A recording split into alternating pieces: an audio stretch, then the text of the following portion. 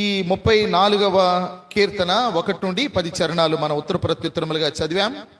అయితే ఇందులో మొత్తం 22 చరణాలు మనకు కనబడతా ఉన్నాయి. ఈ కీర్తన దావీదు రచించినటువంటి కీర్తనగా ఈ కీర్తనని మనం చూడగలము. అయితే ఏ సందర్భంలో రచించాడు అనేది ఆ పైన చిన్న అక్షరాలతో కూడా రాశారు. దావీదు అబీమెలెకు ఎదుట వెర్రివాని వలె ప్రవర్తించి అతని చేత తోలివేయబడిన తర్వాత రచించిన కీర్తన అన్నాడు. ఇది సమూయేలు మొదటి గ్రంథం 21వ అధ్యాయంలో మరి 10 నుండి 15 వచనాల్లో దీనికి సంబంధించిన సందర్భాన్ని మనం చూస్తాము. కనుక దావీదు సౌలు దగ్గర నుండి పారిపోయి ఆయన గాతు రాజు అయినటువంటి ఆకీషు దగ్గరికి వెళ్ళడం అనేది జరిగింది. ఆడికి వెళ్ళిన తర్వాత ఆశ్రయం కోసం వెళ్ళాడు, కానీ మరింత ప్రమాదంలో చిక్కుకున్నాడు. అంటే సౌలును తప్పించుకోవడానికి వెళ్ళాడు, కానీ అందుకంటే భయంకరమైన ప్రమాదంలో ఆయన దావీదు చిక్కుకున్నట్టుగా అర్థమైంది. అక్కడున్నటువంటి వారు ఆ రాజుతో చెప్పారు, సౌలు 1000 కొలది దావీదు 10,000 కొలది హతము చేశారని పాడింది ఇతను గురించి కాదా అని అన్నప్పుడు దావీదు ప్రాణ భయంతో ఆయన పిచ్చివాడిలాగా అక్కడ వెర్రివాడిలాగా ప్రవర్తించి మరి దేవుడిచ్చిన ఆలోచన కృపను బట్టి మరి ఆ స్థలము నుండి అతడు బయటపడిన తర్వాత ఈ కీర్తన రచించినట్టుగా మనకు అర్థమవుతా ఉంది. అయితే ఈ 34వ కీర్తన 12 చరణాల్ని మనం గమనిస్తూ ఉన్నప్పుడు మొదటి చరణం ఈ మొదటి చరణాన్ని మనం చదువుతుంటున్నప్పుడు నేను ఎల్లప్పుడూ యెహోవాను సన్నుతించెదను అని అన్నాడు. అంటే పరిస్థితులను బట్టి కాదు, మాకు అనుకూలంగా ఉన్న పరిస్థితులను బట్టి ఆరాధించడం స్తుతించడం కాదు, నేను ఎల్లప్పుడూ స్తుతిస్తాను అని దావీదు పలకడం అనేది మనం చూస్తాం. మనం హబక్కూకు గ్రంథంలో కూడా 3వ అధ్యాయంలో ఇలా రాశాడు కదా. హబక్కూకు గ్రంథము 3వ అధ్యాయము 17, 18 వచనాల్లో హబక్కూకు ఇలా అన్నాడు, అంజూరపు చెట్లు పూయకుండినను, ద్రాక్ష చెట్లు ఫలింపకపోయినను, ఒలీవ చెట్లు కాపులేక ఉండినను, చేనిలోని పైరు పంటకు రాకపోయినను, గొర్రెలు దొడ్డిలో లేకపోయినను, సాలలో పశువులు లేకపోయినను, నేను యెహోవా యందు ఆనందించేదను, నా రక్షణకర్త అయిన నా దేవుని యందు నేను సంతోషించేదను.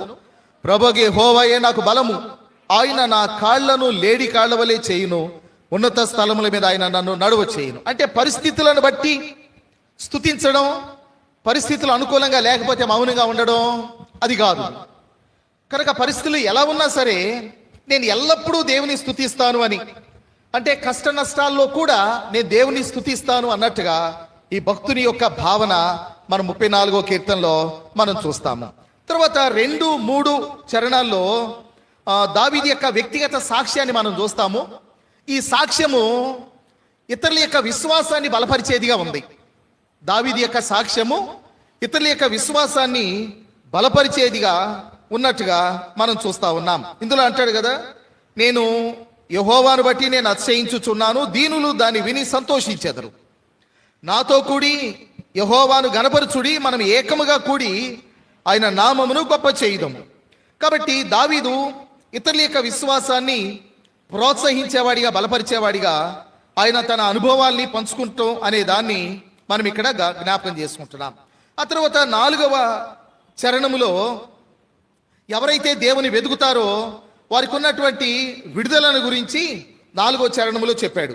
నేను యెహోవా యొద్ద విచారణ చేయగా ఆయన నాకు ఉత్తరమిచ్చాను, నాకు కలిగిన భయములన్నిటిలో నుండి ఆయన నన్ను తప్పించాను అన్నాడు. గాతు రాజు అయినటువంటి ఆకీషు దగ్గర నుండి తప్పించబడిన అనుభవాన్ని జ్ఞాపకం చేసుకుంటూ మరి దేవుని వెదికే వారికి దేవుడు ఎలాగా పరిస్థితులను అనుకూలంగా మలిచి సహాయం చేయగలడో ఈ విషయాలు మనం చూస్తాం. భయము తొలగేటువంటి పరిస్థితి మనం ఇక్కడ చూస్తాము, అది దేవుని సన్నిధి ద్వారా కలిగినట్టుగా మనం చూస్తాం. ఆ తర్వాత 5వ చరణంలో దేవుని వైపు చూచిన వారు అవమానపడరు అన్నట్టుగా చెప్పాడు. వారు ఆయన తట్టు చూడగా వారికి వెలుగు కలిగెను, వారి ముఖములు ఎన్నడూను లజ్జింపలేదు. ఇలా చెప్తూ చెప్తూ చివరి భాగానికి వచ్చేసరికి 20 నుండి 22 వరకు ఉన్న ఆ భాగాల్లో 2 ముఖ్యమైనటువంటి విషయాలు మనం ఆరాధనకు సహాయకరంగా మనం జ్ఞాపకం చేసుకుంటాం. ఇప్పుడు 34వ కీర్తన 20 చరణాన్ని మనం చూస్తే, ఆయన వాని ఎముకలన్నిటిను వాటిలో ఒక్కటి అయినను విరిగిపోదు అని అన్నాడు. దీన్ని మెస్సియా ప్రవచనం అని అన్నారు. అంటే దేవుడు తన పిల్లల్ని కాపాడే విధానాన్ని గురించి దావీదు మాట్లాడుతూ ఉన్నాడు. కానీ తాను యేసు ప్రభు గురించి ప్రవచన రీతిగా మాట్లాడుతూ ఉన్నట్టుగా మనకు అర్థమవుతా ఉంది.